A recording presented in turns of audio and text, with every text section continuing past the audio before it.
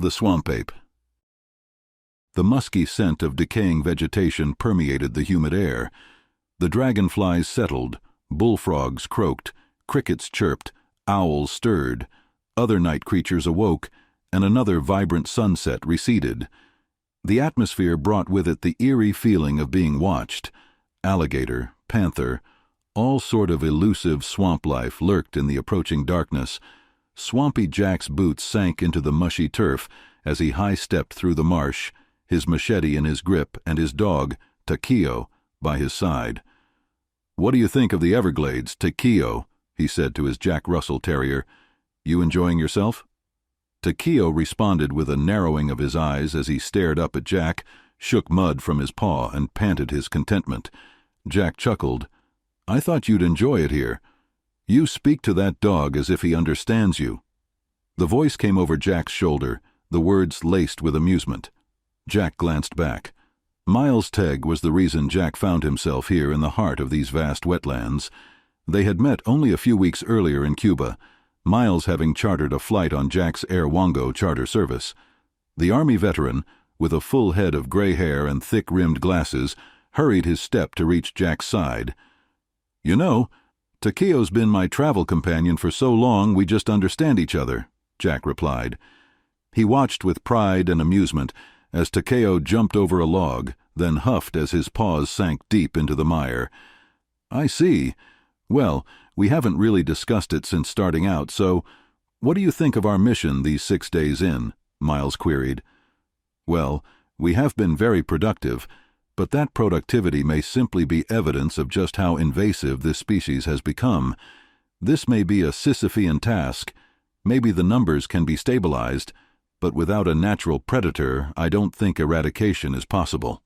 Jack continued, "And without a Herculean effort, I don't see the numbers being reduced until, unfortunately, their food sources are depleted, and that probably means near extinction for many native animals." "I tend to agree with you," Miles replied. "You may know, there has been discussion of the importing a potential predator, but that only opens another Pandora's box." Miles smiled.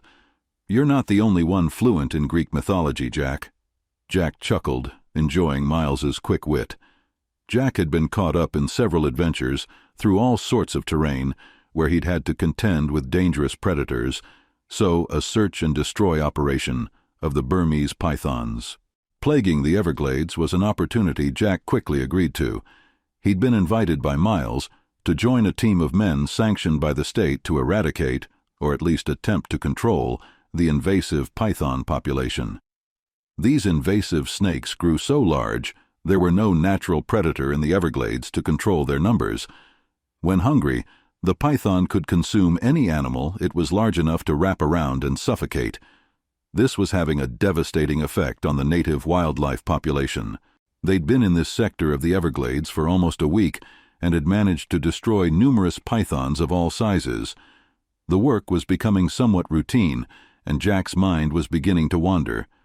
Jack's thoughts turned inward to the restless, unsettled feelings he was experiencing ever since setting foot in the States a little over a week earlier. He was back in his home country for the first time after decades of roaming the world. Why was he so agitated? The restlessness reminded him of his confusion decades earlier, when he was first struggling with his decision to leave home and visit Mexico for what was originally planned to be a couple of months. He never returned home. Jack now understood that youthful restlessness was simply his desire to fill a blank slate with his own personal adventures. Now he was home, or near enough, only a day's drive, and he could be there, a place he'd never returned since leaving on his first adventures in Mexico all those years earlier. But what was bothering him? What was this nagging confusion? Why was he so agitated? He was always comfortable in his own skin, except when a big change was coming. Miles broke the silence, which was becoming slightly uncomfortable.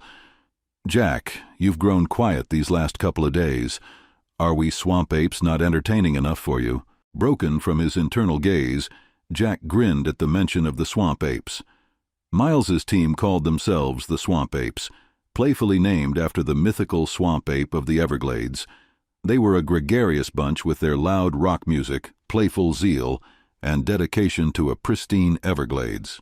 The Swamp Apes typically broke up into smaller teams of 2 or 3, these smaller teams maintaining a sort of skirmish line on foot and in skiffs when necessary.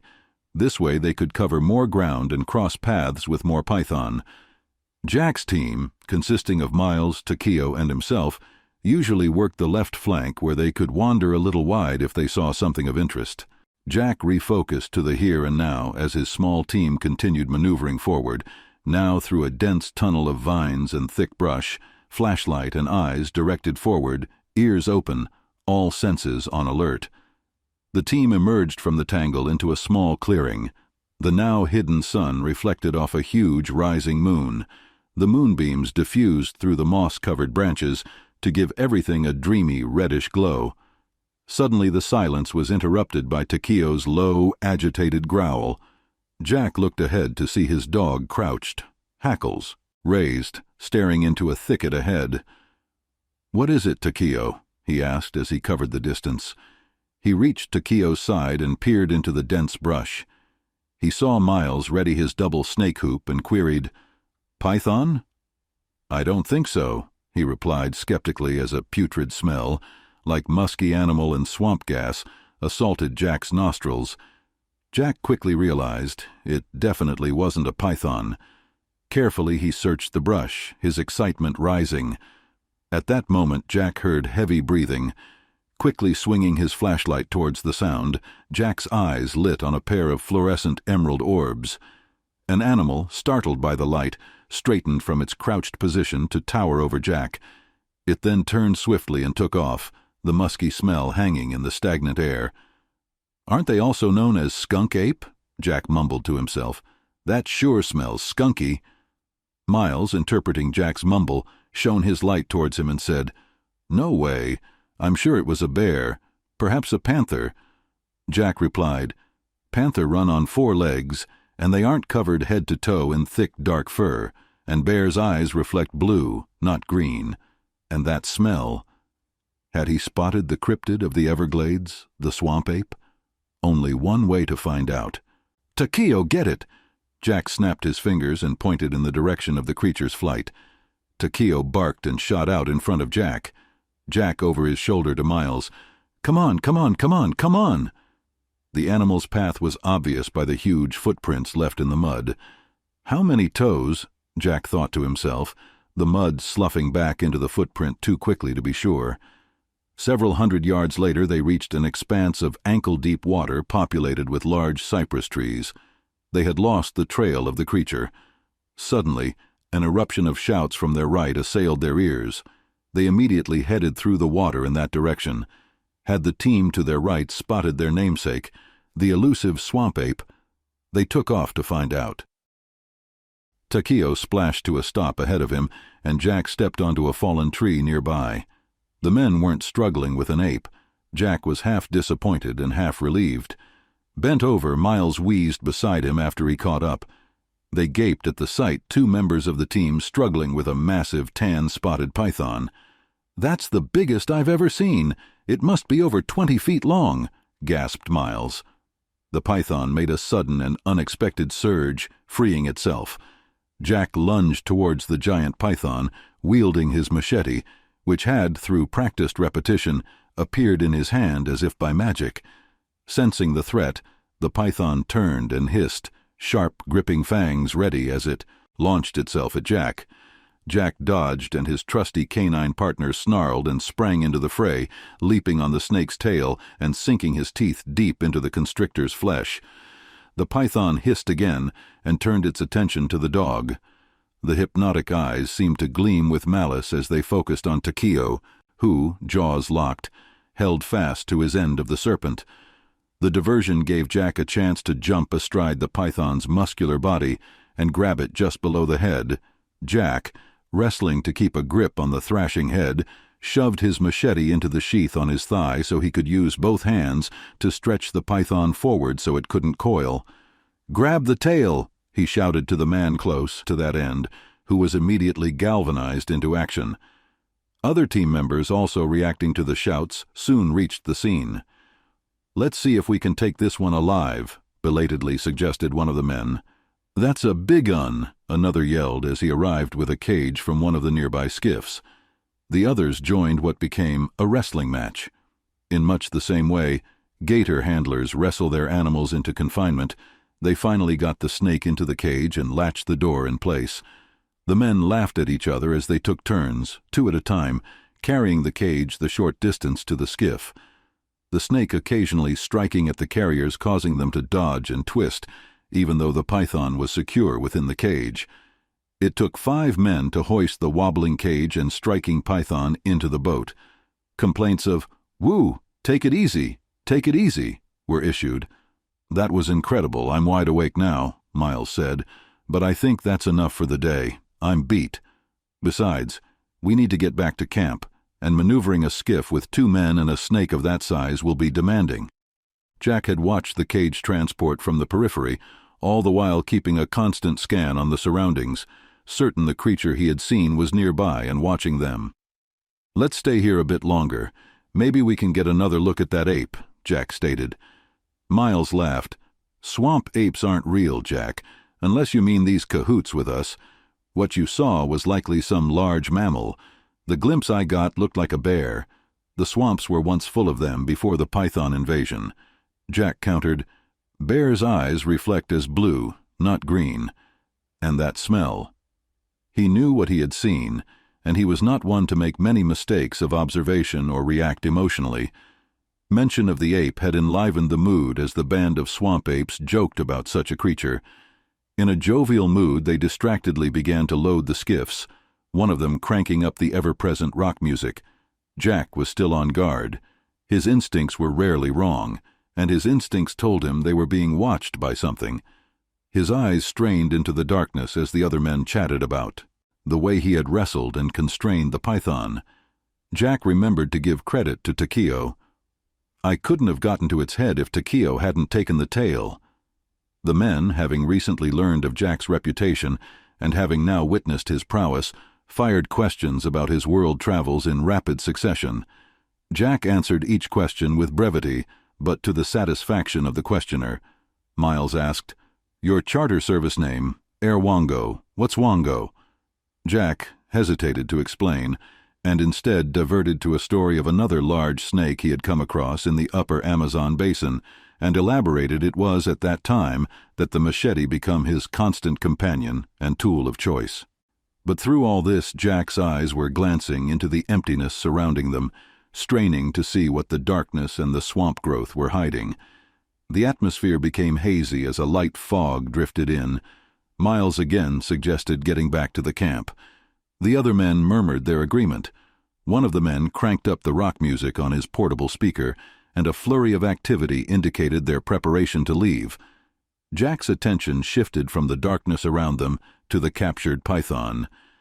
It had begun writhing frantically and hissing, its head raised. He noted Takeo's ears, twitching, and saw him sniffing the air repeatedly, his head tilted as if listening intently to something. Jack eased his machete from its sheath as the hairs on the back of his neck stood at attention. "There's that skunky smell." Years of working and living in dangerous conditions had sharpened Jack's senses to anticipate approaching danger. The other men, good hunters all, remained oblivious to a potential threat until the python began to slam its body against the cage. Startled gazes snapped to the serpent, but Jack's eyes stayed on their perimeter. The cypress grove surrounding them distorted all lights and sounds.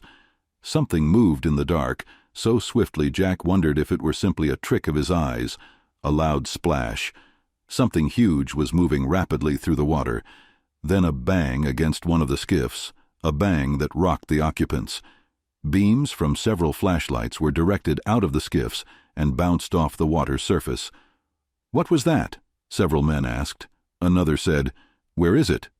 "An alligator, probably. Man, it must be a big one."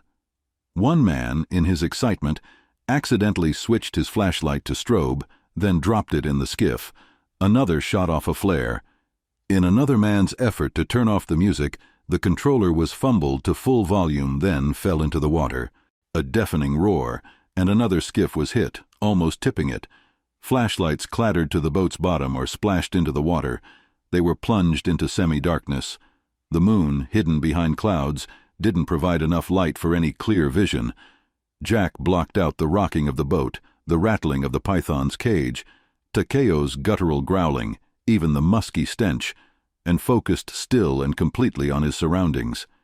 He caught a glimpse of a man-like shadow and reflecting green eyes as it sinuated through the fog and shallow waters around the skiff. "It's the ape," he stated out loud. "It's after something." "Impossible!" Miles's round eyes jerked to Jack's. Another violent bang and a much louder splash, as horrified gazes latched onto the empty cage. "Oh no," said Miles. The door to the python's cage was dented and swinging unlatched. The men watched, fascinated yet frozen, some horrified, as they discovered the snake winding its body around the figure in the water. Sharp hisses and guttural grunts shook the air, ripples thrummed across the water, splashes rocked the skiffs. The clouds parted, unleashing the light of the rising full moon. The creature stood erect, stretching the snake over its head. Suddenly, the ape began swinging the snake around and above its head, as if to slam the snake's head against a tree. A collision with an angry snake was not something any of these men wanted to experience. They ducked low to avoid the impact. Jack and Takeo held their ground. Jack stood as the python passed overhead, readied his machete, waited patiently for the next pass, then swung. With a wet plop, the snake's head and several feet of its body fell into the water.